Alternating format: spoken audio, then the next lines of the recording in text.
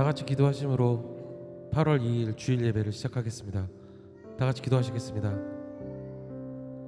하나님 아버지 감사합니다. 오늘도 저희에게 하나님 성전에 다가올 수 있는 발걸음을 허락하여 주시고, 그리고 이 힘든 시국에 저희가 이렇게 교회에 나와서 예배 드릴 수 있게 해주심을 진심으로 감사드립니다. 불안하고 초조한 마음 하나님 아버지 가져가 주시고, 저희가 하나님 안에서 온전히 예배를 드리고, 그리고 하나님 말씀을 섬기며 살아갈 수 있게 하여 주시옵소서. 오늘도 부족한 저희들 나와서 기쁜 마음으로 예배를 드릴 때 그 입술로 드리는 찬양을 받아 주시옵고, 그리고 그 고백하는 기도 들어 주시옵소서. 언제나 함께해 주시고 저희를 이끌어 주시고 저희를 하나로 뭉치게 해 주시는 예수님의 이름 받들어 기도드렸습니다. 아멘. 다 같이 찬양하시겠습니다. 하나님이시여.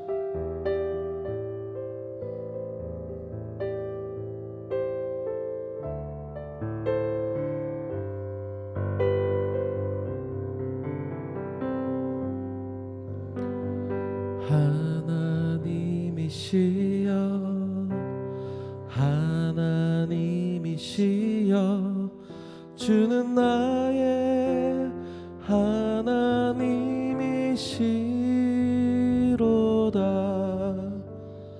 나의 몸과 마음 주를 갈망하며 이제 내가 주께 고백하는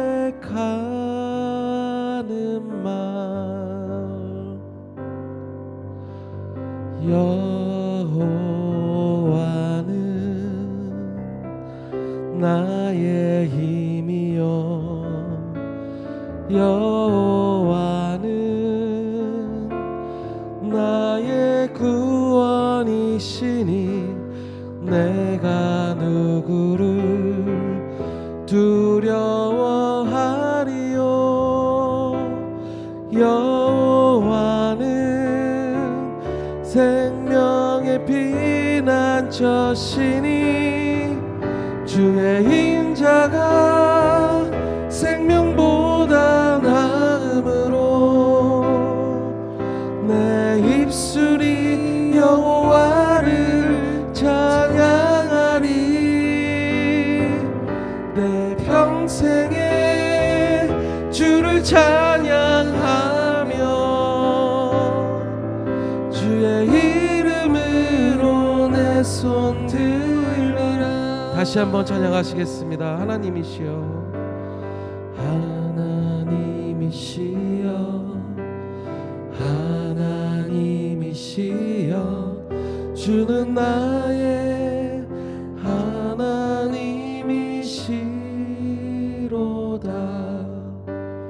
나의 몸과 마음 주를 갈망하며 이제 내가 주께 고백하는 말, 여호와는 나의 힘이요, 여호와는 나의 구원이시니 내가 누구를 두려워하리요. 여호와는 생명의 피난처시니 주의 인자가 생명보다 나음으로 내 입술이 여호와를 찬양하리. 내 평생에 주를 찬양하며 주의 이름으로 내 손 들리라. 주의 인자가 생명보다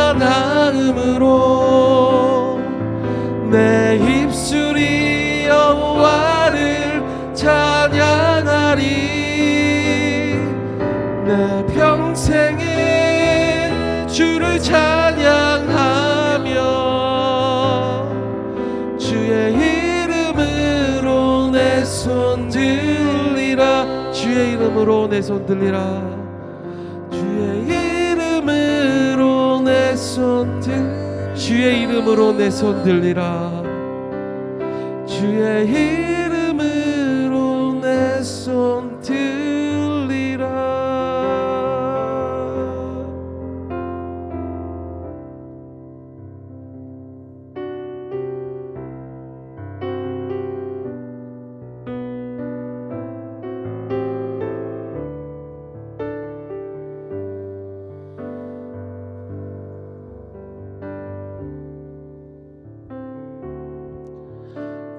표현 못해도 나 표현하리라. 다 고백 못해도 나 고백하리라. 다 할 수 없어도 나 알아가리라. 다 닮지 못해도 나 닮아가리라. 다 표현 못해도 다 표현 못해도 나 표현하리라. 다 고백 못해도 다 고백 못해도 나 고백하리라. 나 고백하리라. 다 할 수 없어도 다 할 수 없어도 나 알아가리라. 나 알아가리라. 다 닮지 못해도 다 닮지 못해도 나 닮아가리라. 그 사랑 얼마나 아름다운지 그 사랑 얼마나 날 부욕해 하는지 그 사랑 얼마나 크고 놀라운지를 그 사랑 얼마나 나를 감격하게 하는지. 다시 한번 찬양하시겠습니다. 다 표현 못해도 다 표현 못해도 나 표현하리라.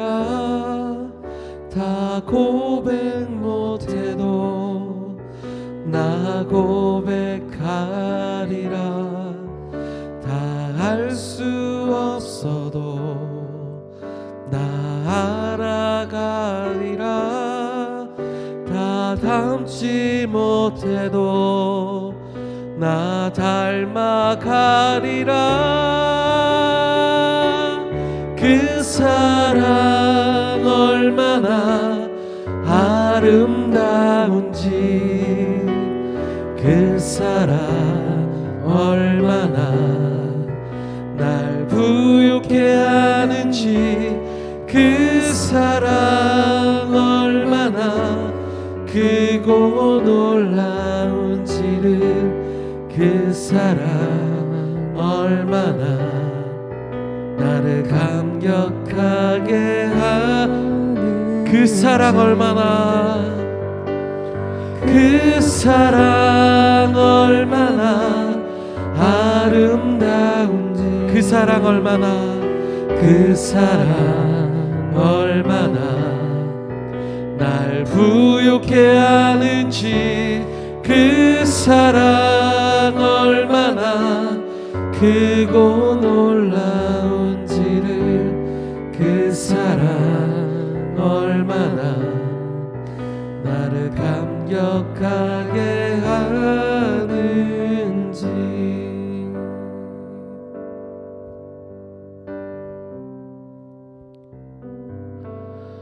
그 사랑 얼마나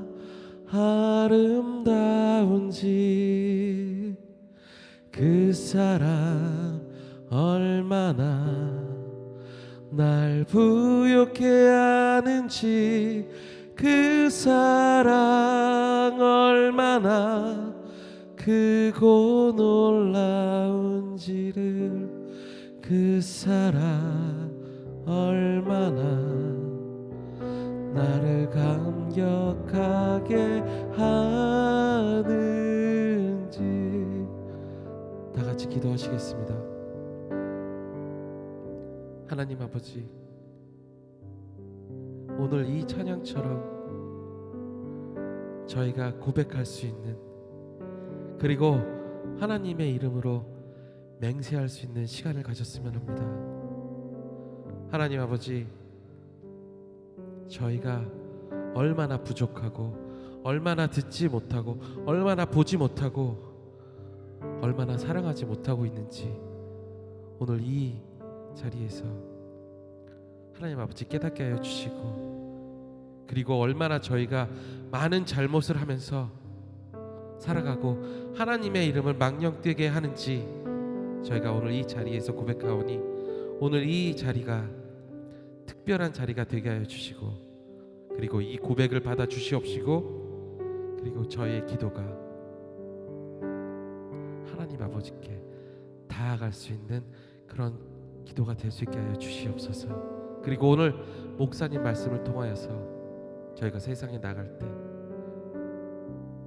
흔들리지 않고, 그리고 한쪽으로 치우치지 않고 하나님의 자녀로서 살아갈 수 있는 큰 힘을 받아 돌아갈 수 있게 해주시고, 그리고 지금 오늘 브리즈번에 많은 분들이 불안감에 쌓여 있습니다.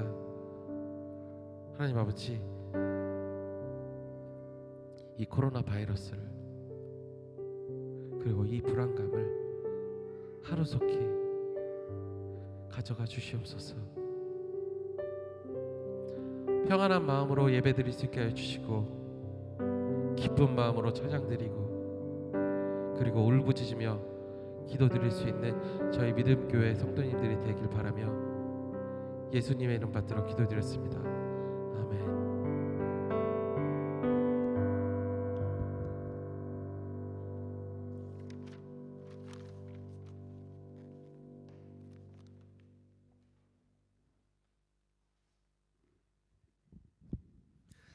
할렐루야.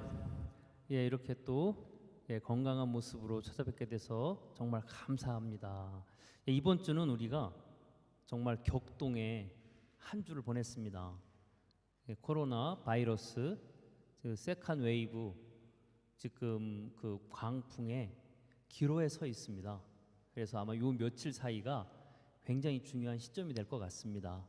그래서 여러분 생활 가운데 방역을 철저히 해주시고, 또한 지혜로운 지금 신앙인이라면 지금 이 시점은 많은 사람들이 모이는 곳에 가는 것을 자제하는 것이 저는 좋은 생각이라고 생각합니다. 또 오늘 여러분이 몸 상태가 안 좋다고 이렇게 연락을 해주셨습니다. 그래서 몸이 아프신 분들이나 좀이라도 이상이 있는 분들은 집에서 쉬시면서 라이브 스트림으로 예배 드려도 괜찮습니다. 그래서 여러분이 적극적으로 한두 주 기도해 주셨으면 감사하겠고요. 생활 가운데 방역을 잘 지켜서 이 어려움을 슬기롭게 헤쳐나가기를 바라는 마음으로 오늘 예배를 시작하려고 합니다. 이 시간 다 같이 일어나셔서 개회 찬송 천지간 만물들아 우리 찬양하시겠습니다. 찬송가 5장 이 천지간 만물들아 우리 찬양하시겠습니다.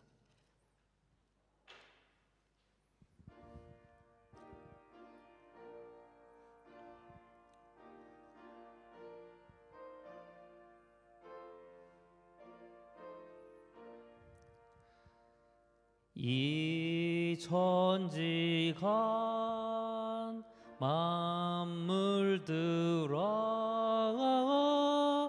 복 주시는 주 여호와 전능성부 성자 성령 찬송하고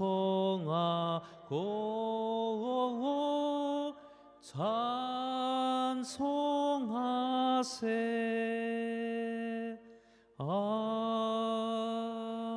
아멘. 교독문은 65문 시편 149편 교독하시겠습니다.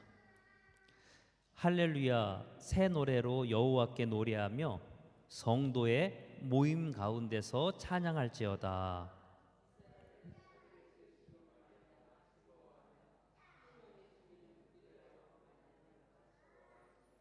춤추며 그의 이름을 찬양하며 소고와 수금으로 그를 찬양할지어다.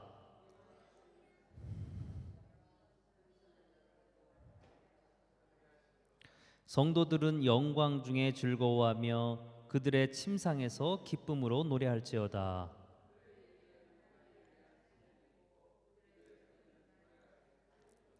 이것으로 문 나라에 보수하며 민족들을 벌하며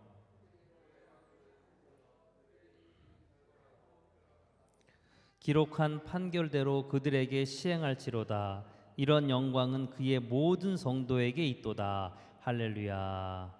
예, 이 시간 우리 세 번역으로 사도신경을 암송하도록 하겠습니다. 나는 전능하신 아버지 하나님 천지의 창조주를 믿습니다.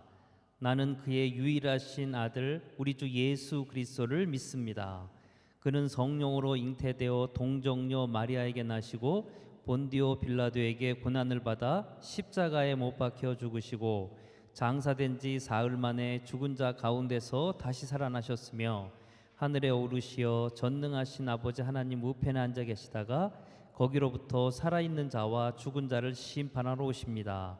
나는 성령을 믿으며 거룩한 공교회와 성도의 교제와 죄를 용서받는 것과 몸의 부활과 영생을 믿습니다. 아멘. 다 같이 앉으시기 바랍니다.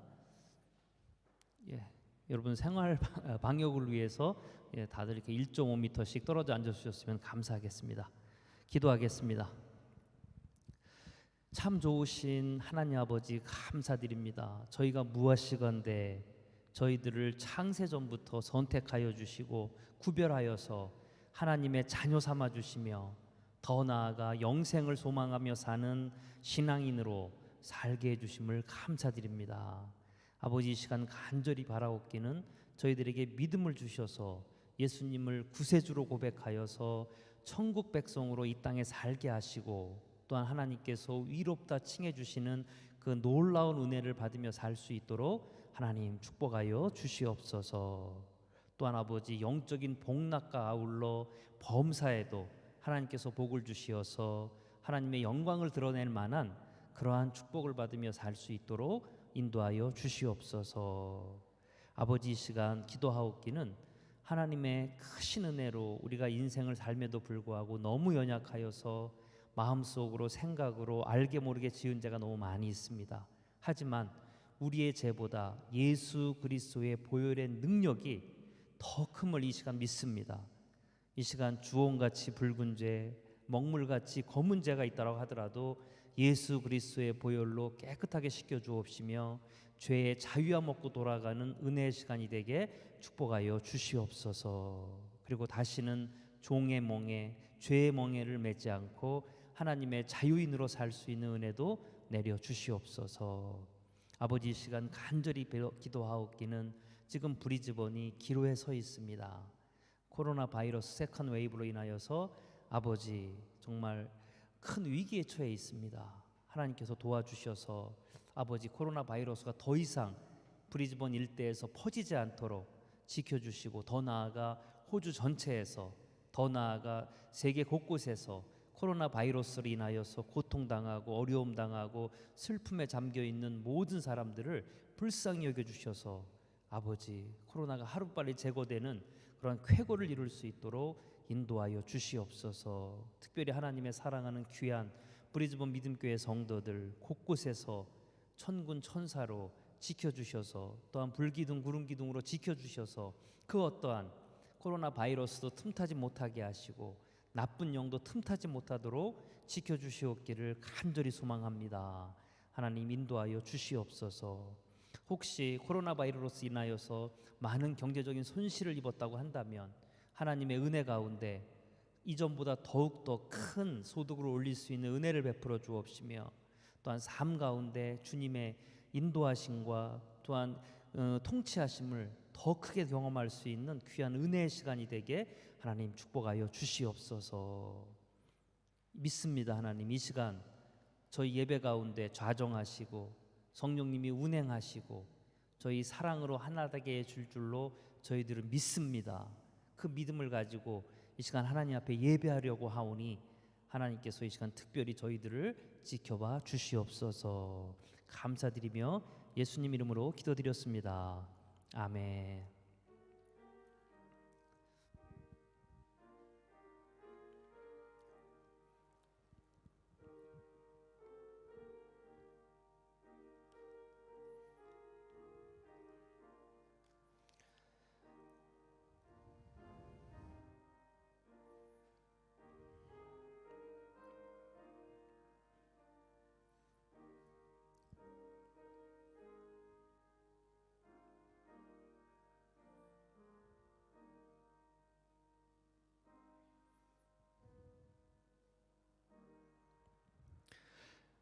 오늘 하나님이 저희에게 주시는 말씀은 디모데전서 1장 15절부터 17절까지 말씀 우리 찾아보도록 하겠습니다.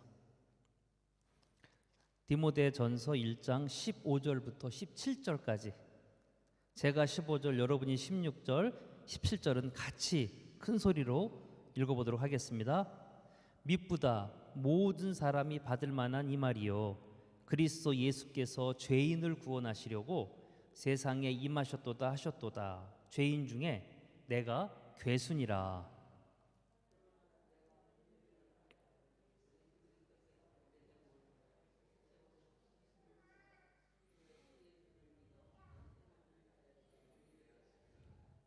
영원하신 왕, 곧 썩지 아니하고 보이지 아니하고 홀로 하나이신 하나님께 존귀와 영광이 영원 무궁토록 있을지어다. 아멘.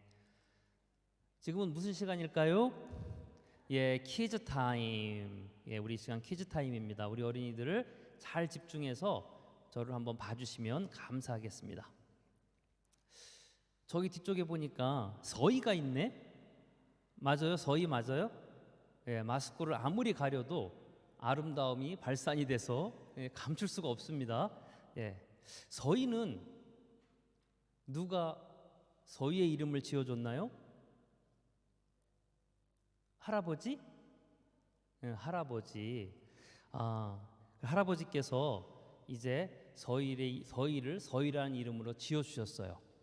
자, 그러면은 서희는 내가 서유리처럼 갓난아기로 태어날 때부터 나는 서희가 될 거야, 이렇게 스스로 이름을 지어줬나요? 아니죠. 서희는 부모님의 이름을 지어주기 전까지는 내가 누구인지 몰랐어요. 그래서 부모님이 이름을 주어주니까 드디어 서희가 된 거예요. 맞죠? 근데 서희뿐만 아니라 세상에 있는 모든 사람은 스스로 자기의 이름을 지을 수가 없어요. 자, 목사님도 이름이 김영민이라는 그러한 사람인데 갑자기 제가 태어날 때부터 응애 응애 하면서 나는 김영민이야 이렇게 외치고 태어났을까요? 아니에요. 저의 이름을 지어주신 분이 계신데 할아버지예요. 이렇게 나의 이름은 나의 누군가로부터 이름을 지어주는 것이지 내가 이름을 그렇게 부르고 싶다고 지을 수가 있는 것이 아니에요. 자, 그러면은 혹시 서희는 본인 이름의 뜻이 무엇인 줄 알아요? 그건 제가 가르쳐 드릴게요. 서희의 이름의 뜻은 특별한 기쁨이란 뜻이에요. 그래서 할아버지나 아니면 엄마 아빠가 서희가 이 세상에 특별한 기쁨을 주는 사람으로 살기를 원해서, 그리고 가정에 특별한 기쁨을 주는 어린이로 성장하기를 원해서 부모님이 그렇게 서희라는 이름을 지어준 거예요. 그러면은 서희가 태어나자마자 세상에 아니면 사람들에게 특별한 기쁨이 되어서 서희란 이름을 지어줬을까요? 아니면 앞으로 세상에 특별한 기쁨이 되어라라는 의미에서 이름을 지어줬을까요? 굉장히 제가 생각해도 어려운데 질문이 분명히 할아버지 할머니 또한 서희 엄마 아빠는 서희가 앞으로 세상 사람들에게 특별한 기쁨이 되는 사람으로 성장하기를 바래서 이름을 그렇게 지어줬을 거예요. 맞죠? 그래서 지금 서희가 가정에 특별한 기쁨이 되고 있고 나중에 큰 어른이 되면 틀림없이 세상에 그리고 교회에 특별한 기쁨을 주는 그러한 사람으로 성장하게 될 줄로 믿습니다. 예, 근데 우리들도 마찬가지예요. 하나님은 우리를 어떻게 불러주시기를 원하냐면은 너는 의로운 사람이다 이렇게 불러주기를 원하세요. 그런데 내가 교회 나온다 그래서 스스로 나는 의로운 사람입니다 이렇게 주장하는 것이 아니라 하나님께서 그렇게 이름을 지어주신 거예요. 그래서 하나님은 어떻게 이름을 지어주셨냐면 너는 나의 의로운 자녀이다. 바로 이렇게 하나님께서 이름을 지어주셨기 때문에 우리가 의로운 자녀가 되는 거예요. 자, 그래서 하나님은 서희를 어떻게 부르기를 원하냐면은 서희는 하나님의 의로운 자녀이다. 그러면은 서희가 의로운 자녀이기 때문에 그렇게 불러주시는 걸까요? 아니면 앞으로 의로운 자녀가 되라고 그렇게 불러주신 것일까요? 예, 앞으로 의로운 자녀가 되라고 이렇게 불러주신 것이에요. 그래서 우리 모두 하나님께서는 나를 의로운 자녀가 되기를 원하는 마음으로 너는 나의 의로운 자녀이다 이렇게 불러주시는 거예요. 그래서 우리 모두 이제 그러한 의로운 자녀가 되기를 바라겠습니다. 기도하겠습니다. 오늘 특별 찬송 준비됐나요? 예, 그럼 기도하겠습니다. 하나님 감사드립니다. 저희를 그냥 최서희가 아니라 의로운 자녀 최서희로 살게 해주시고 또한 의로운 자녀 또한 김영민으로 살게 해주심을 감사드립니다. 하나님은 나에게 의로운 자녀가 되게 하기 위해서 그렇게 불러주신 줄로 믿습니다. 그 이름에 걸맞게 살 수 있는 저희가 되게 하나님 축복하여 주시옵소서.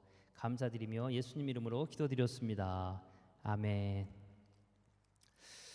자, 오늘 디모데전서 1장 15절 17절까지 말씀을 가지고 의로움의 주체 되신 하나님, 의로움의 주체 되신 하나님 이러한 제목으로 말씀을 전해드리도록 하겠습니다. 지난주에 우리는 죽음 그 이후의 삶에 대한 준비에 대해서 말씀을 나누어 보았습니다. 이 불확실한 시대에 확실한 것 한 가지, 그것은 언젠가 우리 모두가 죽는다는 것, 이것만큼은 정말 확실합니다. 그러므로 지혜로운 사람이란 이 확실한 것을 준비하며 사는 사람입니다. 그리고 죽음 그 이후의 삶을 준비하는 것은 다름 아닌 나의 영혼이 구원을 받는 것입니다. 그리고 내 영혼이 구원을 받는 비결은 하나님께서 나를 위해서 하신 일을 전적으로 신뢰하는 것이다. 제가 그렇게 말씀을 드렸습니다. 하나님께서는 천지를 창조하기 전부터 나를 마음에 두시고 사랑의 마음으로 나를 거룩하게 만들어서 구원하기로 작정하셨다. 이렇게 말씀해주고 있습니다. 그리하여서 독생자 예수 그리스도를 십자가의 대속제물이 되게 하셔서 나의 영혼을 죄에서 해방시킨 후에 구원하여 주셨습니다. 하나님께서는 그 일을 하시고 스스로 무척 기뻐하셨다. 이렇게 말씀하셨습니다. 이 모든 일을 하나님께서 나를 위해 하신 것이라는 것을 신뢰하는 것이 믿음이다. 제가 지난주에 이렇게 말씀을 드렸습니다. 구원은 이 믿음이 있어야 가능한 것입니다. 그리고 우리가 그 다음으로 하나님께서 하신 일을 신뢰해야 하는 일이 있는데 그것은 나의 믿음을 보시고 나를 의로운 사람으로 인정해 주시는 그 칭의를 내가 믿는 것이 또 하나님을 신뢰하는 것입니다. 비록 나는 아무 공로 없지만 예수님을 향한 나의 믿음과 하나님께서 하신 일을 신뢰하는 것으로 그 어떠한 값을 지불하지 않더라도 나를 의롭게 칭해 주시는 그 하나님의 은혜를 믿는 것입니다. 이것을 확신하는 것이 믿음이고요. 우리는 이 믿음으로 비로소 하나님 나라에 갈 수가 있는 것입니다. 의외로요, 많은 분들이 이 부분에서 굉장히 혼동을 합니다. 여러분 다시 한번 잘 귀를 기울여 들어보시기 바랍니다. 혹시 여러분 가운데 회개 기도를 많이 하고 성경을 많이 읽고 헌금을 많이 하고 봉사를 많이 해야 비로소 내가 의로워진다고 내가 믿고 있다면, 안타깝게도 그것은 예수 그리스도의 참 복음을 믿는 것이 아니라 바리새인의 율법주의를 믿는 것입니다. 심지어 초대교회 안에서도요, 이 복음주의와 율법주의가 심각하게 대립을 했고, 이것 때문에 많은 사람들이 실족하여 넘어졌습니다. 누가복음 18장 11절 12절 한번 읽어볼까요? 같이 읽어보겠습니다.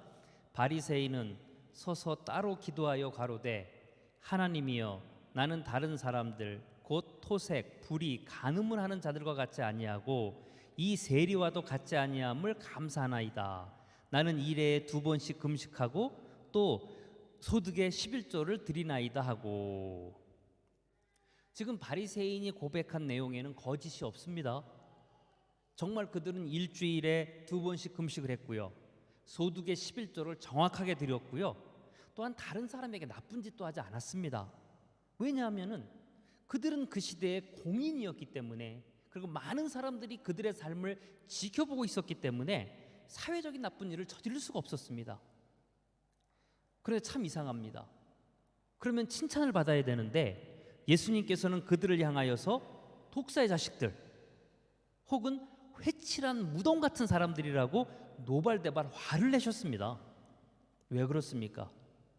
바로 바리새인들은 자신의 노력으로 하나님의 그 의로움에 도달할 수 있다고 믿었기 때문입니다. 심지어 그들은 스스로 자신들의 노력으로 의로워졌다라고 스스로 인정을 했습니다. 바로 이러한 노력이 바로 율법주의라는 것입니다. 이러한 생각은 단순히 착각을 넘어서 의로움의 주체 대신 그 하나님의 능력을, 월권을 뛰어넘는 행위이고, 더 나아가 죄를 짓는 것이나 마찬가지이기 때문에 예수님은 그들에게 노하신 것입니다. 의로움의 주체, 즉 우리를 위롭게 해주시는 분은 오직 하나님 한 분밖에 없습니다. 다른 그 무엇으로도 우리는 의롭게 될 수가 없습니다. 대표적인 예를 한번 들어볼까요? 혹시 여러분 구약 성경에 등장하는 여호수아가 누군지 다 잘 아시죠? 예, 모세의 후계자입니다. 그리고 모세의 제자이기도 했습니다. 하나님께서는 제일 먼저 모세에게 광야에서 방황하는 이스라엘 백성들을 적과 꿀이 흐르는 가나안 땅으로 인도하여서 영적인 복락을 누리며 살게 해주겠다, 이렇게 약속을 했습니다.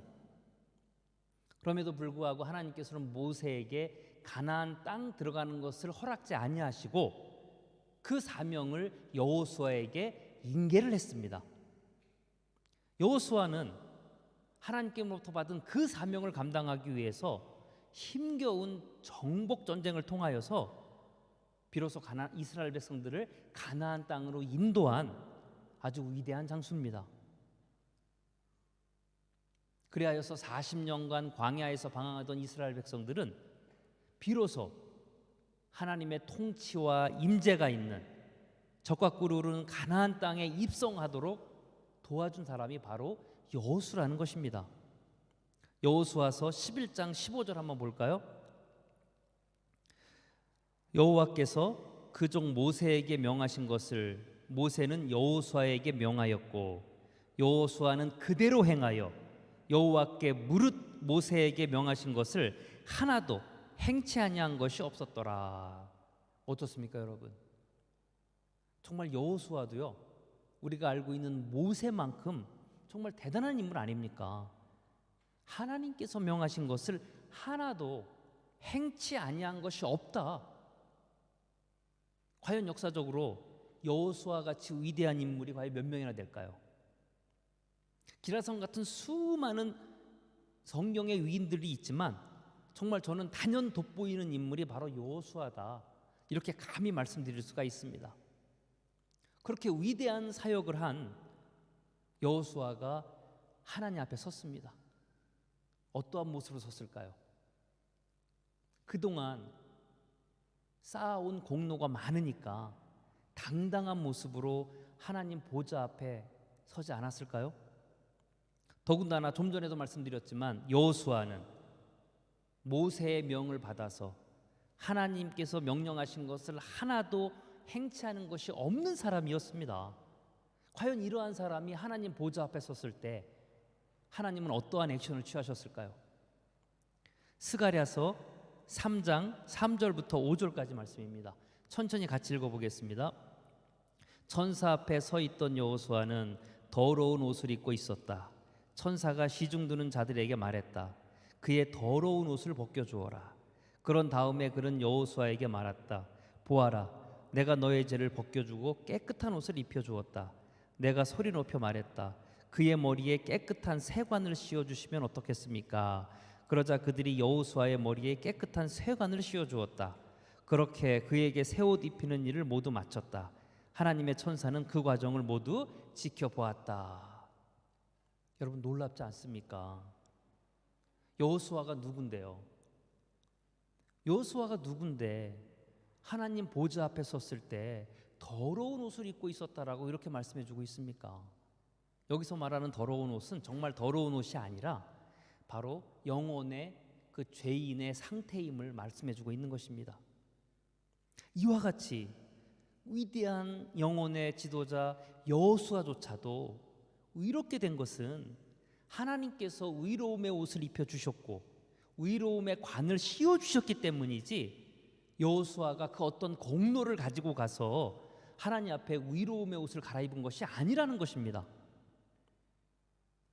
여호수아 같은 인물도 아무리 위대한 공로를 세워도 하나님 앞에 섰을 때는 그냥 더러운 옷을 입고 있는 죄인에 불과한 것입니다.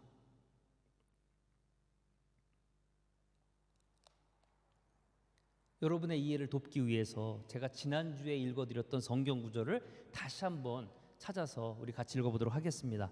갈라디아서 2장 6절입니다. 우리 힘차게 한번 읽어볼까요? 사람이 의롭게 되는 것은 율법의 행위로 나는 것이 아니요 오직 예수 그리스도를 믿음으로 말미암은 줄 아는 거로 우리도 그리스도 예수를 믿나니 이는 우리가 율법의 행위에서가 아니고 그리스도를 믿음으로 의롭다함을 얻으려 함이라. 율법의 행위로서는 의롭다 얻을 육체가 없느니라. 아멘. 그런데 말입니다. 참 이상하게도 개중에 어떤 사람들은 다른 사람들보다 조금 더 회개 기도를 많이 하는 것으로, 다른 사람들보다 조금 더 성경을 많이 읽는 것으로, 다른 사람들보다 조금 더 헌금을 많이 내는 것으로, 다른 사람들보다 좀 더 봉사하는 것으로 나는 다른 사람들보다 의롭다고 착각을 하는 경우가 있다는 것입니다.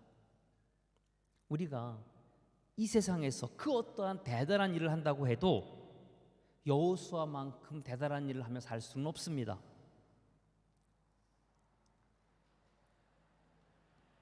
그런데 어떤 사람들은 정말 다른 사람들보다 조금 더 무엇인가 하는 것으로 자신을 의롭다고 착각하며 산다는 것입니다. 이것은 의로움의 주체가 하나님이신데 자기 스스로 의로움의 주체가 되어서 신앙생활을 하고 있는 오류를 범하고 있는 것입니다. 하나님이 좋아하시는 신앙생활이 아니라는 것입니다. 의로움의 주체는 오직 하나님 한 분밖에 없습니다. 우리는 0.001%의 의로움의 주체가 될 수도 없고 우리를 의롭게 하시는 분은 오직 하나님 한 분뿐이라는 것입니다.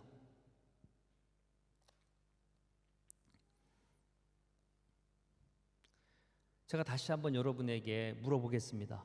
만약에 여러분이 정말로 믿어지신다면 지금 정말 큰 소리로 아멘 해주시면 정말 감사하겠습니다. 굉장히 중요합니다. 여러분이 정말로 믿어지신다면 큰 소리로 한번 아멘 해보시기 바랍니다. 하나님께서는 천지를 창조하기 전부터 나를 마음에 두시고 사랑의 마음으로 나를 거룩하게 만들어서 구원하기로 작정한 것을 여러분 믿습니까? 좋습니다. 두 번째로, 그리하여 독생자 예수 그리스도를 십자가에 멸시천대를 당하며 죽게 하여서 나를 위한 대속제물로 삼으신 것을 여러분 믿습니까? 나의 대속제물 되신 예수 그리스도가 나의 구원자, 여러분 나의 메시아인 것을 믿습니까? 마지막입니다. 그럼 이 모든 일을 하나님께서 나를 사랑하셔서 하신 이름을 여러분은 100% 신뢰하십니까? 만약에 여러분이 이 모든 질문에 의심 없이 아멘이라고 대답을 하셨다면 여러분은 지금 하나님께서 인정하시는 의로운 사람이 된 것입니다. 제가 약속을 남발하는 것이 아닙니다. 복음적인 바로 그러한 것입니다. 좀 전에 제가 네 가지 질문을 드렸는데 이 질문에 여러분이 정말로 의심 없이 아멘 하셨다면 여러분은 하나님께서 인정하시는 의로운 사람이 된 것입니다. 이제 제가 하나님을 대신해서 선포하도록 하겠습니다. 로마서 8장 1절 2절.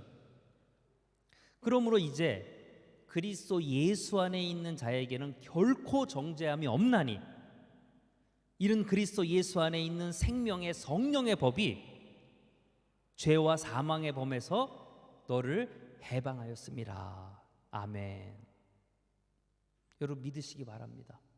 이제 여러분의 의로움에 대해서 정죄할 사람은 세상에 존재하지 않습니다.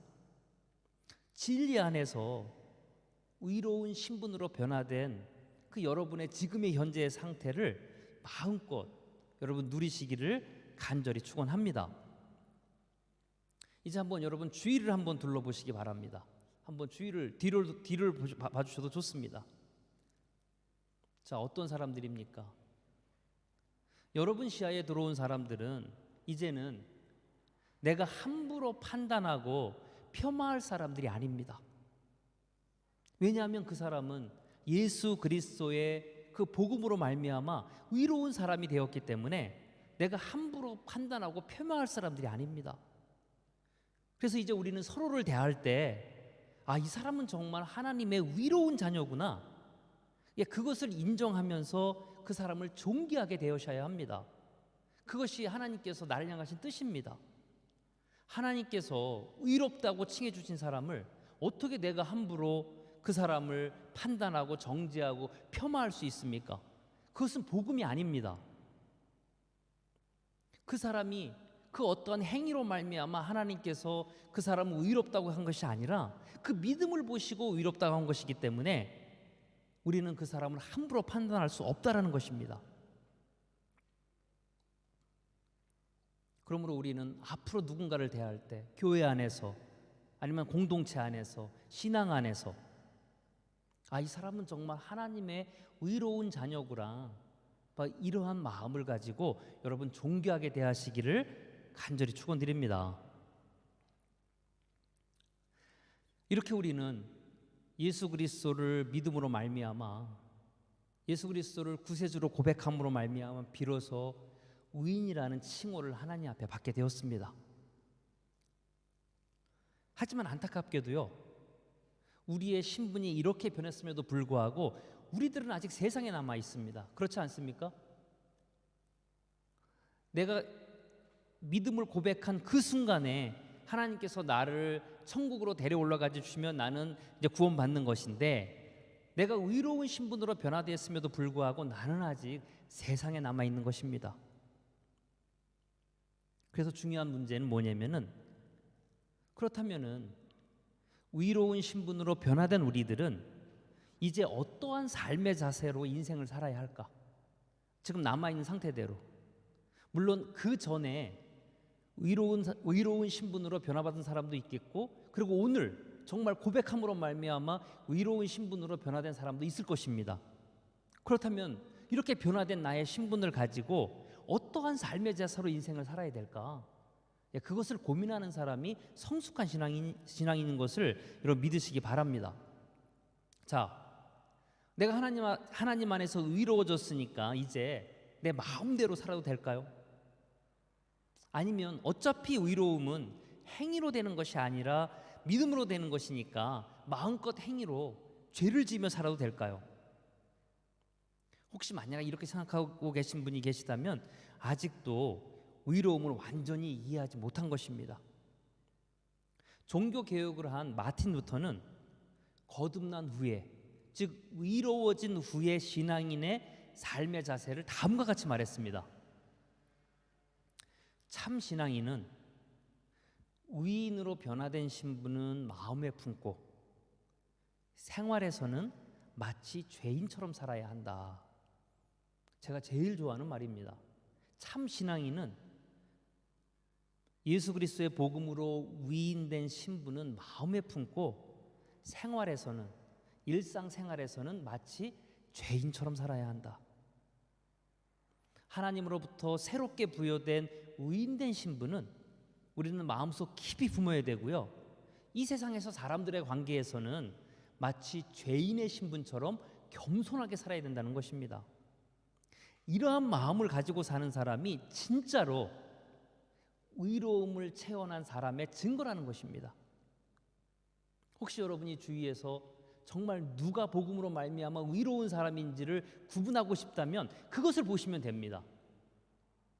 의인의 신분은 마음에 품고 생활에서는 마치 죄인처럼, 빚진 자처럼 겸손하게 사는 사람이 있다. 그 사람이 바로 하나님으로부터 의로움으로 인정받은 사람입니다. 그리고 그 증인이 바로 오늘 본문에서 고백하고 있는 사도 바울입니다. 그는 자신을 가리켜서 뭐라고 얘기했습니까? 죄인들 중에 괴수다, 이렇게 고백을 했습니다. 제가 오늘 본문을 메시지 성경으로 한번 다시 읽어보도록 하겠습니다. 여러분이 잘 마음에 새기기 바랍니다. 그대가 마음에 새기고 의지할 말씀이 있습니다. 예수 그리스도께서 죄인들을 구원하시려고 이 세상에 오셨다는 말씀입니다. 내가 그 증거입니다. 나는 공공의 죄인 1호로서 순결한 자비가 없었다면 구원받지 못했을 것입니다. 예수께서 영원히 그분을 신뢰하는 사람들에게 당신의 한없는 인내의 증거로 나를 계시하고 계십니다. 사도 바울은 복음으로 말미암아 위로운 신분이 되었음에도 불구하고 사람들에게 나는 공공의 죄인 1호입니다. 죄인 중에 괴수입니다. 이렇게 스스로를 낮춰 부르고 있습니다. 무슨 말입니까? 사도 바울은 예수님을 만나서 위로워진 그 이후로부터는 평생을 나는 죄인 중에 괴수다, 나는 공공의 죄인 1호다, 바로 이러한 마음으로 인생을 살았다는 것입니다. 그 마음으로 살았기 때문에 그는 겸손하게 주님을 섬길 수 있었던 것이고요. 인간관계에 있어서 항상 다른 사람을 나보다 더 나은 사람으로 여기며 사는 그러한 사람이 되었던 것입니다. 빌립보서 2장 3절입니다. 한번 읽어볼까요? 큰 소리로. 아무든지 다툼이나 허영으로 하지 말고 오직 겸손한 마음으로 각각 자기보다 남을 낮게 여기고. 혹시 여러분이 저에게 신앙인의 가장 큰 능력이 무엇입니까? 이렇게 물으신다면 저는 이렇게 대답하겠습니다. 신앙인에 있어서 가장 큰 능력은 겸손한 마음으로 다른 사람을 나보다 더 나은 사람으로 섬기며 사는 사람입니다. 신앙인의 가장 큰 능력은 죽은 사람을 살리는 것도 아니고 병든 자를 고치는 것도 아니고 그 어떠한 신비한 능력을 행하는 사람이 아니라 겸손한 마음으로 다른 사람을 나보다 더 나은 사람으로 섬기며 사는 사람이 저는 진짜 신앙인의 가장 큰 능력이라고 생각을 합니다. 왜 그렇습니까? 바로 그 이유는 위인의 변화된 신분을 마음에 품고 생활에서는 죄인된 심정으로 살아야만 이렇게 행동할 수 있기 때문에 그런 것입니다. 그렇지 않은 사람은 절대로 다른 사람을 나보다 더 나은 사람으로 섬기며 살 수가 없습니다. 예수님도 제자들에게 십자가에 돌아가시기 전날 밤 발을 닦아주셨습니다. 세족식이라 그러죠. 여러분 다 들어보실 것입니다. 발을 닦아주시면서 제자들에게 권면하기를, 얘들아 너희도 다른 사람의 발을 닦아주어라, 서로 발을 닦아주어라, 이렇게 명령을 하셨습니다. 여기서 발을 닦아주라는 것은 정말로 날마다 발을 닦아주라는 말이 아니라 마치 노예처럼 공손하게 주인의 발을 닦아주시지 서로 섬기며 살라는 그러한 말씀이셨습니다. 무슨 말입니까? 위인된 변화된 신분은 마음에 품고 일상생활에서는 마치 노예처럼 빚진 자처럼 다른 사람을 섬기며 살라는 것입니다. 바로 이러한 삶이 복음으로 변화된 사람이고 성령으로 거듭난 위로운 자녀의 삶의 방식이라는 것을 여러분 꼭 믿으시기 바랍니다.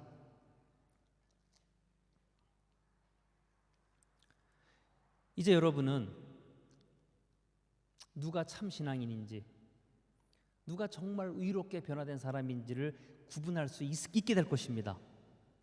저는 이것을 다른 사람을 판단하는 잣대로 사용하지 말라는 것입니다. 사용하라는 것이 아닙니다. 다만 거짓 신앙이 누구인지, 거짓 목사가 누구인지를 구분해내는 능력으로 사용하라는 것입니다. 만약에 우리 주변에 있는 사람들 중에 죄인의 신분은 가슴속 깊이 숨겨놓고 일상생활에서는 사람들 앞에서 위로운 신앙인인 척 행동하는 사람이 있다면 그는 아직 복음으로 의로워진 사람이 아닙니다. 복음으로 의로워진 사람은 그 반대의 삶을 살게 되어 있습니다. 복음으로 의로워진 사람을 사도 바울은 오늘 본문 16절에서 본이 되어 사는 삶이다, 이렇게 규정을 했습니다. 제가 다시 한번 읽어드릴까요? 그러나 내가 긍휼을 입은 까닭은 예수 그리스도께서 내게 먼저 일체 오래 참으심을 보이사 후에 주를 믿어 영생을 얻는 자들에게 본이 되게 하려 하심이니라. 어떤 사람이 본이 되는 사람입니까? 의인의 신분은 마음에 품고 일상생활은 죄인처럼 사는 사람이 바로 본이 되는 사람입니다. 한 템포 좀 쉬었어요. 혹시 여러분은 세계적인 명작인 폭풍의 언덕이라는 책 읽어보셨는지요? 윤미님 읽어보셨나요? 읽어보셨죠? 예, 바로 에밀리 브론테의 소설 이 폭풍의 언덕은 자타가 공인하는 영국 문학을 대표하는 소설 중에 하나입니다. 특히 영화로 만들어져서 더욱 유명한, 화면에 그림이 없네요. 예, 특히 영화로 만들어져서 더욱 유명한, 그리고 여러분 한 번쯤 다 들어보셨을 것입니다. 폭풍의 언덕. 예, 이 폭풍의 언덕은 그 에밀리 브론텐의 소설로서 이 소설이 첫 소설이자 마지막 소설로서 그녀가 죽기 1년 전에 남긴 유작입니다. 처음에 이 소설을 출간했을 때 큰 관심을 끌지 못했고요, 사람들에게 오히려 혹평을 받았습니다. 그런데 시간이 지남에 따라서 인간 본성에 대한 깊이 있는 탐구와 돋보이는 작품으로 이제 재평가를 받아서 세계적으로 유명한 작품이 되었습니다. 폭풍의 언덕은 영국 오크셔 마을을 배경으로 이루어진 그러한 소설인데요, 히스클리프와 캐서린의 관계를 가지고 만든 바로 그러한 소설입니다. 그러나 저는 오늘 그 주인공들의 이야기가 아닌 이 소설에 등장하는 한 남자를 소개하려고 합니다. 잘 들어보시기 바랍니다. 한 남자가 그 주인공들과 같은 마을 오크셔에 살고 있었습니다. 그런데 이 남자의 특징은 성경을 굉장히 열심히 읽는 그러한 사람이었습니다. 교회도 잘 다니고요, 성경도 굉장히 열심히 읽는 그런 사람이었습니다. 그런데 어떻게 된 건지 이 남자는 성경을 샅샅이 뒤져서 축복과 약속의 말씀은 자신에게 적용하고 저주의 말씀들은 이웃에게 퍼붓는 바로 그러한 캐릭터였습니다. 그로 인하여서 그의 이러한 저주로 인하여서 그 마을 사람들이 심한 정신적인 고통을 당하게 됩니다. 여러분, 털어서 먼지 나는 사람 없다고요? 먼지 안 나는 사람 없다고요? 누군가 나에게 성경적인 저주의 말씀을 한다면 심적으로 타격을 입지 않을 사람이 아무도 없습니다. 저도 마찬가지입니다. 누군가 성경의 그 저주의 말씀을 메시지로 보내서 한다면 저도 심적으로 엄청난 타격을 받게 될 것입니다. 그 남자 때문에 마을 사람들이 고통을 당하게 됩니다. 그 남자는 성경의 축복의 말씀은 다 자신의 것으로 합리화시키고 다른 사람들에게는 성경의 저주의 말씀으로 판단하고 폄하하는 그러한 남자였습니다. 이 원작자인 에밀리는 이 사람을 등장시킨 이유를 다음과 같이 말했습니다. 나는 우리 주변에서 이웃들을 괴롭히는 아주 진절머리가 날 정도로 독성적인 바리새인 같은 인물들을 오래 기억에 남도록 생생하게 묘사하기를 원했다. 바로 이렇게 에밀리가 고백을 했습니다.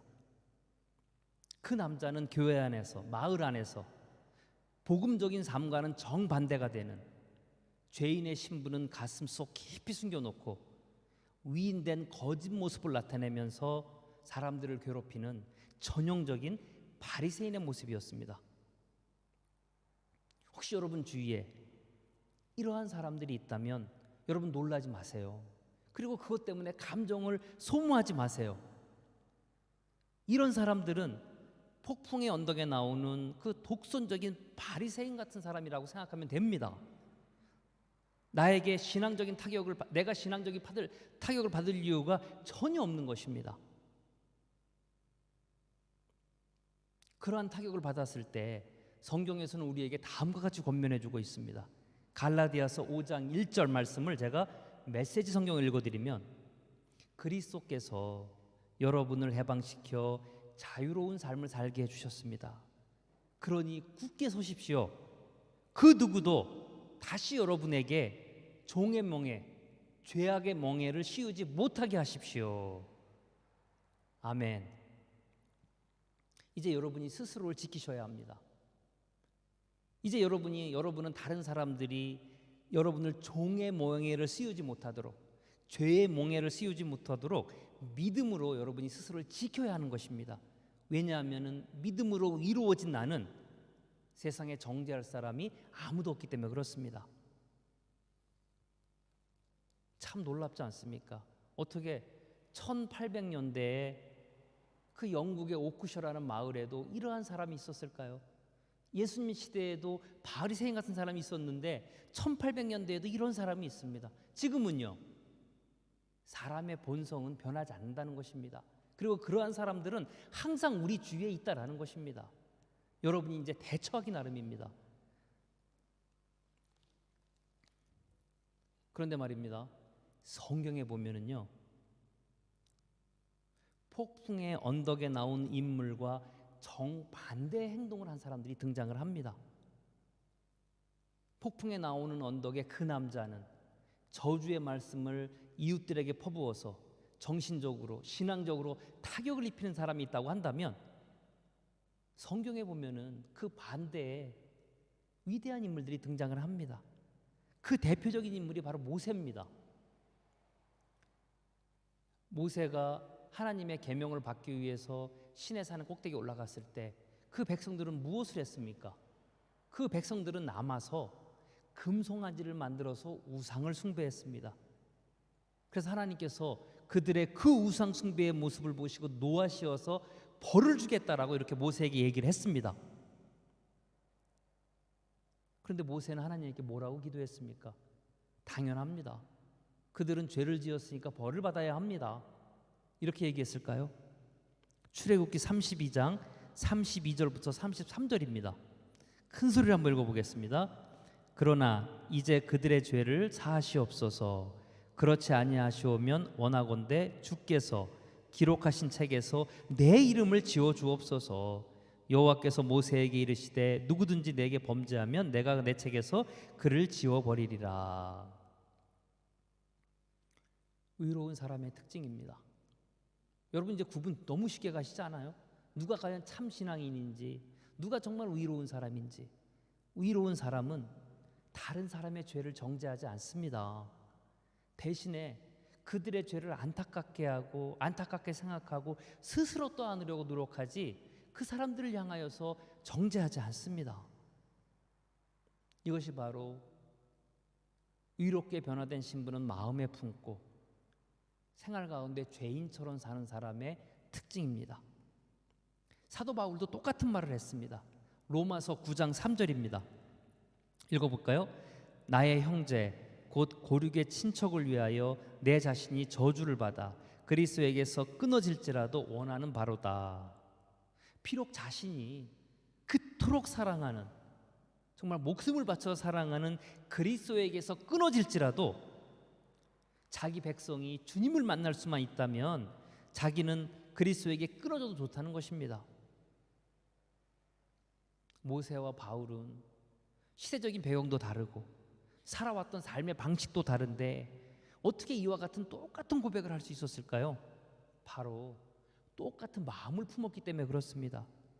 시대가 아무리 변해도요, 똑같은 마음을 품으면 똑같은 행동을 할 수밖에 없습니다. 시대가 아무리 변해도 1800년대 폭풍의 언덕에 등장하는 남자는 바리새인의 마음을 품었기 때문에 2000년 전에 바리새인처럼 행동을 한 것이고요. 지금도 마찬가지로 바리새인의 마음을 품고 사는 사람이 있다면 그들과 한 치의 오차도 똑같은 인생을 살고 있을 것입니다. 그러나 이와는 반대로 아무리 시대가 변해도 모세와 바울의 마음을 품고 살면 우리도 모세와 바울처럼 행동할 수 있다는 것입니다. 모세와 바울은 의인의 신분은 마음에 품고 생활에서는 죄인처럼 빚진 자처럼 다른 사람을 섬기며 살았습니다. 그것이 진짜 의로워진 삶의 증거인 것을 여러분 정말 꼭 믿으시기 바랍니다. 그 사람이 바로 오늘 본문 17절처럼 하나님께 영광을 돌리며 사는 사람입니다. 영원하신 왕, 곧 썩지 아니하고 보이지 아니하고 홀로 하나이신 하나님께 존귀와 영광이 영원토록 있을지어다. 의인의 신분은 마음에 품고 생활에서는 죄인처럼 사는 사람이 이와 같이 하나님께 영광을 돌리는 사람입니다. 이제 말씀을 정리하도록 하겠습니다. 의로움의 주체는 나의 종교 활동, 나의 선한 활동이 아니라 하나님 그 자체이십니다. 하나님께서는 나를 보시고 나의 믿음을 보시고 의롭다 하시는 것이고 나의 믿음을 보시고 구원하시는 것이지 나의 어떤 종교 활동을 보시고 그렇게 말씀하시는 것이 아닙니다.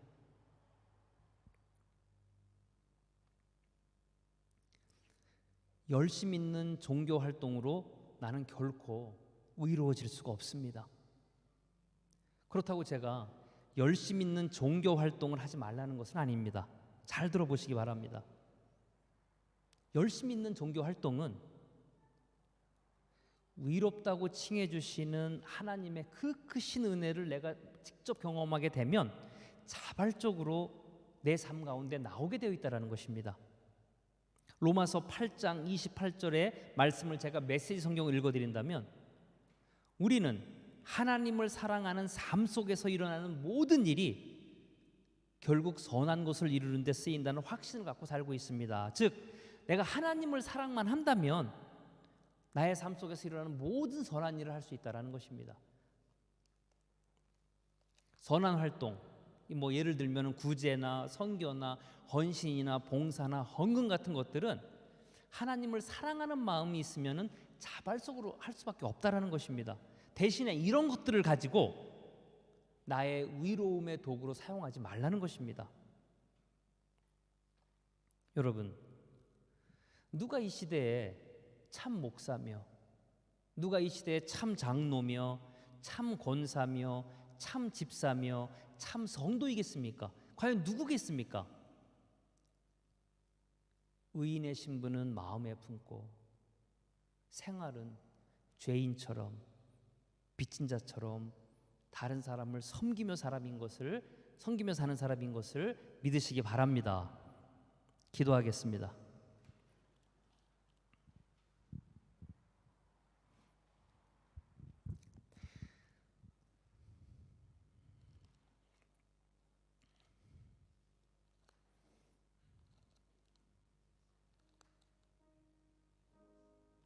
하나님,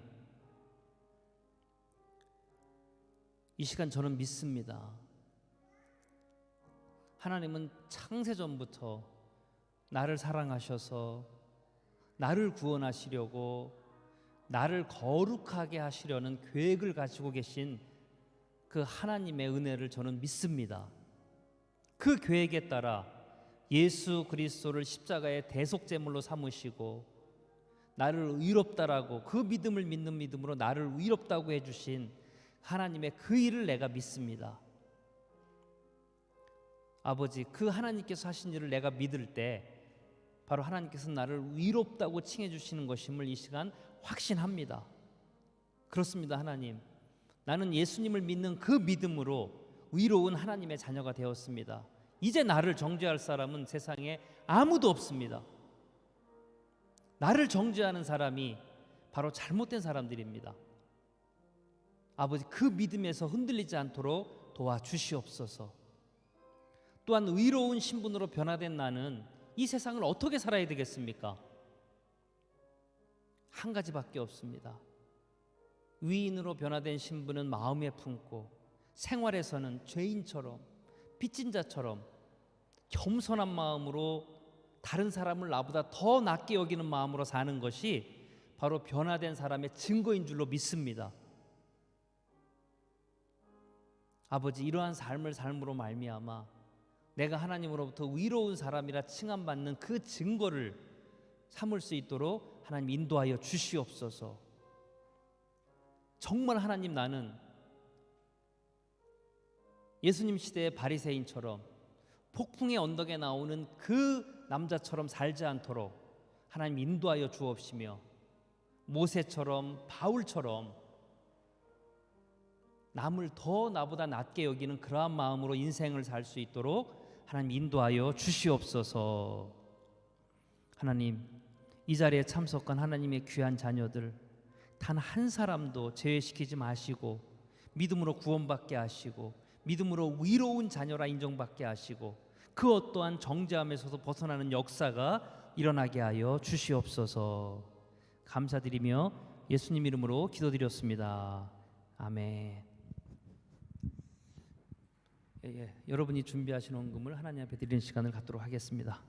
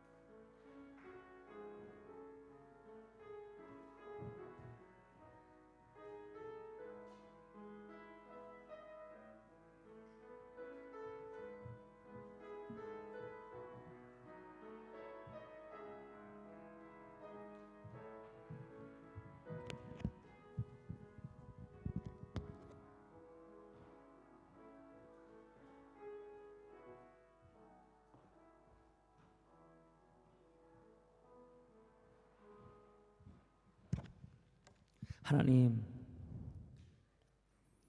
정말 감사드립니다. 죄로 인하여서 죽을 수밖에 없는 저희들을 불쌍히 여겨주셔서 의로운 신분으로 변화시켜 주심을 감사드립니다. 하나님은 나를 의로운 신분으로 변화시켜 주기 위해서 창세전부터 예수님을 준비해 주셔서 대속제물이 되게 해주셨습니다. 이 놀라운 은혜와 감사를 어떻게 말로 표현할 수 있겠습니까? 하나님, 이 놀라운 주님의 은혜를 참소하는 자로부터, 회방하는 자로부터 빼앗기지 않게 하여 주시옵소서. 나의 이 변화된 놀라운 신분을 그 누구에게도 빼앗기지 않도록 하나님 믿음을 허락하여 주시옵소서. 하나님, 이 시간 우리가 헌금을 드렸습니다. 이 헌금은 내가 의로워지려고 드린 것이 아니라 나를 의롭게 변화시켜 주신 그 하나님의 사랑에 감동하여서 자발적으로 드린 것입니다. 그 드려진 물질을 우리 하나님께서 기억하여 주옵시며 하나님께서 큰 은혜를 베풀어 주셔서 아버지 이 땅에 사는 동안에 하나님의 통치와 임재를 경험하며 살 수 있는 놀라운 은혜를 하나님 베풀어 주시옵소서. 감사드리며 예수님 이름으로 기도드렸습니다. 아멘. 예, 오늘 새로 오신 분이 계신데 최광식 우리 형제님 여기 새로 오셨습니다. 우리 환영의 박수 부탁드립니다. 예. 또 이렇게 김미숙님, 고상현님 또 이렇게 가족 함께 참여해 주셨습니다. 우리 다 같이 환영의 박수 부탁드립니다. 예, 감사드립니다. 예. 혹시 저는 개인적으로 오늘 설교가 굉장히 중요하다고 생각하는데 혹시라도 이해가 안 되신 분은 또 한 번 저에게 질문해 주시기 바랍니다. 저는 오늘 설교가 정말 신앙의 핵심이라고 생각을 합니다. 그래서 꼭 질문해 주시면 다시 또 이 부분에 대해서 여러분에게 자세하게 설명드리도록 하겠습니다. 다음 주는 홍경희 권사님, 한재현 집사님 기도 준비해 주시면 감사하겠고요. 이와 같이 우리가 1시에 또한 7시에 수요일 날 예배를 또 드립니다. 그리고 매주 토요일 청년 모임이 7시 30분에 가든시티에서 있습니다. 적극적으로 참여해 주시면 감사하겠습니다. 제가 아주 유익한 시간을 보내고 있습니다. 그리고 여러분이 알다시피 지금 세컨 웨이브, 이제 두 번째 코로나가 강타하기 바로 직전에 와 있습니다. 아마 내일 모레가 굉장히 중요한 시점이 될 것 같아요. 앞으로 브리즈번에 코로나가 확산되느냐 그렇지 않느냐 여러분 기도해 주시기 바라겠고요. 그리고 생활 가운데 방역을 잘 지켜서 코로나가 확산되지 않도록 여러분 도와주시면 감사하겠고, 그리고 오늘은 여러분이 다 이렇게 마스크를 착용하셨는데 당분간은 이제 교회 오실 때 마스크를 착용하도록 하겠습니다. 그리고 없으신 분들은 그냥 오셔도 됩니다. 교회에서 제공해 드리도록 하겠습니다. 예, 그리고 뭐 이것이 잠잠해지기 전까지 저희가 그 교제하는 거는 이제 하지 않도록 하겠습니다. 음식을 나누는 것 같은 거. 하지만 예배 끝나고 남아서 뭐 차 한 잔 정도는 괜찮습니다. 마스크 쓰고요. 그렇지만 음식을 나눠 먹거나 하는 그러한 일들은 당분간 하지 않도록 하겠습니다. 그리고 또 오늘 건강이 안 좋으셔서 못 나오신 분들도 계시고 또 염려가 돼서 못 나오신 분들도 계십니다. 예, 그런 분들은 라이브 스트림으로 예배 드려도 상관없도록 하겠습니다. 예, 우리 다 같이 일어나셔서 288장 예수로 나의 구주 삼고 1절만 하고 오늘 예배를 마치겠습니다.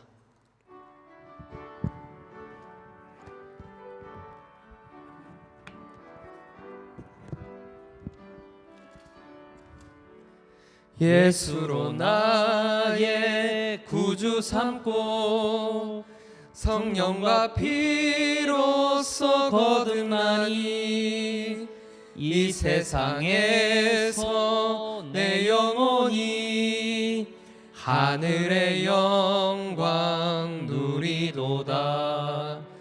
이것이 나의 간증이요 이것이 나의 찬송일세. 나 사는 동안 끊임없이 구주를 찬송하리로다. 아멘.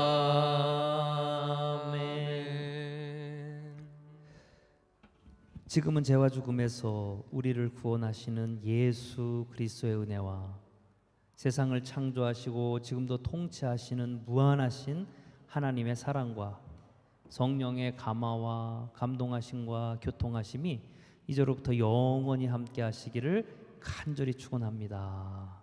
아멘.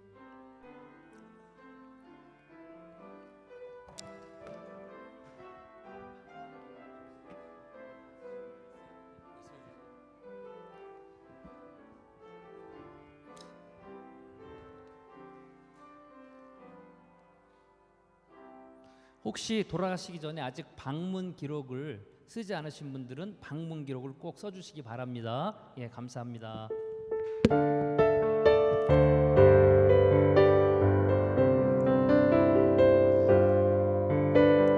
하나님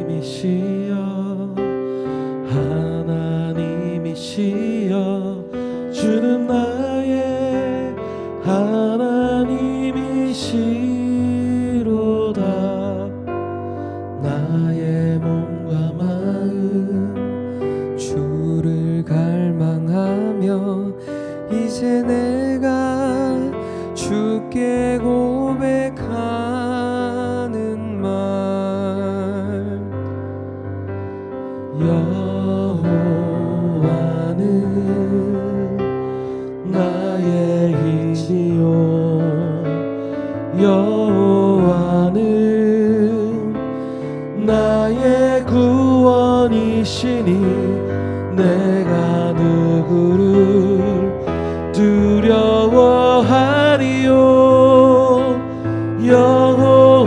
여호와는 생명의 피난처시니 주의 인자가 생명보다 나음으로 내 입술이 여호와를 찬양하리. 내 평생에 주를 찬양하며 주의 이름으로 내 손 들리라. 주의 인자가 생명보다 나음으로 내 입술이 여호와를 찬양하리. 내 평생에 주를 찬양하며 주의 이름으로 내 손 들